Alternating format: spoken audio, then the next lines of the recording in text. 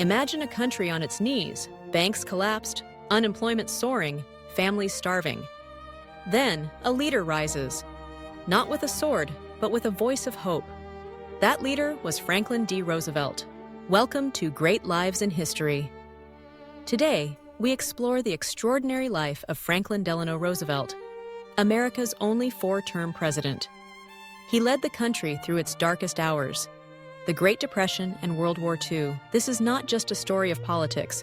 It's a story of resilience, vision, and leadership that reshaped the world. Franklin D. Roosevelt was born on January 30th, 1882, in Hyde Park, New York, into a wealthy family. He was a distant cousin of former President Theodore Roosevelt. Educated at Harvard and later Columbia Law School, FDR was deeply influenced by his cousin's progressive ideals. He married Eleanor Roosevelt, his fifth cousin once removed, in 1905, a woman who would later become a pivotal political figure in her own right. His early political career began as a New York State senator in 1910. He later became Assistant Secretary of the Navy under President Woodrow Wilson during World War I. But in 1921, tragedy struck. FDR was diagnosed with polio, leaving him paralyzed from the waist down. Many thought his political career was over, but Roosevelt refused to quit. He taught himself to walk short distances with braces and a cane. This battle with polio forged in him a deep sense of empathy and determination. The Great Depression hit in 1929 under President Herbert Hoover.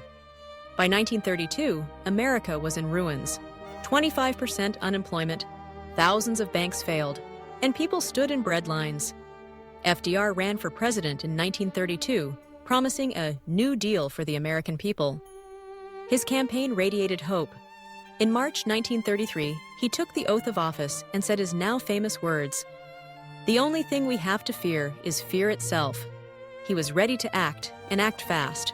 FDR's New Deal was a sweeping series of programs, laws, and reforms aimed at restoring confidence and rebuilding the economy. He immediately closed all banks for a 4-day bank holiday and passed the Emergency Banking Act. This stabilized the financial system. The Civilian Conservation Corps, CCC, and Works Progress Administration, WPA, created jobs for millions, building parks, roads, schools, and dams. Social Security was born under his administration, providing retirement and unemployment support. The Federal Deposit Insurance Corporation, FDIC, was created to protect bank deposits. His fireside chats, radio broadcasts to the nation, comforted millions.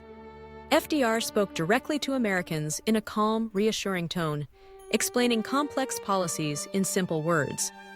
But the New Deal was not without critics. Some on the right called it government overreach. Others on the left said it wasn't enough. Still, FDR remained wildly popular.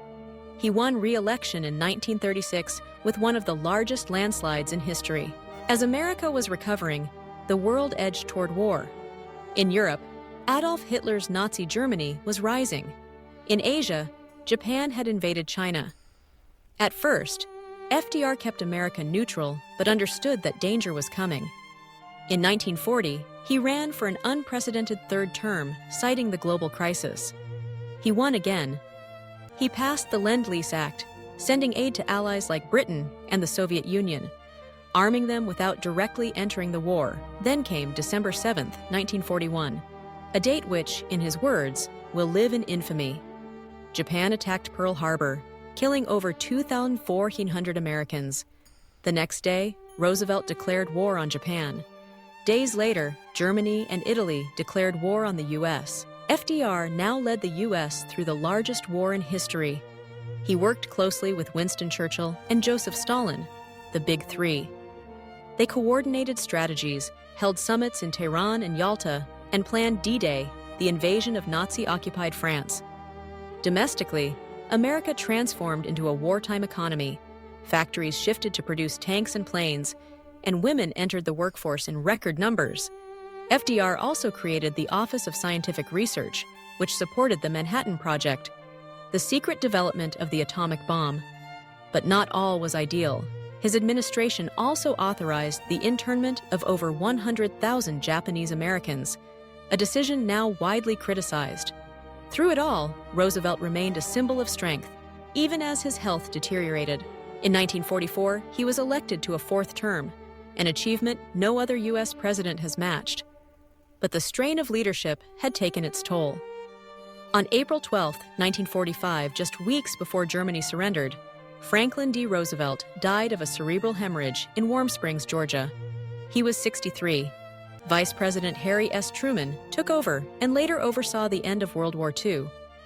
FDR's leadership had helped save democracy, not just in America, but around the world. Franklin D. Roosevelt once said, "The test of our progress is not whether we add more to the abundance of those who have much. It is whether we provide enough for those who have too little." He faced polio, the Great Depression, and World War II, and stood tall through it all. Today, his legacy lives in every Social Security check, in every vote cast during a free election, and in every country where democracy still shines. Thanks for watching. If this story inspired you, please like, share, and subscribe to Great Lives in History. Tell us in the comments, what do you think was FDR's greatest achievement?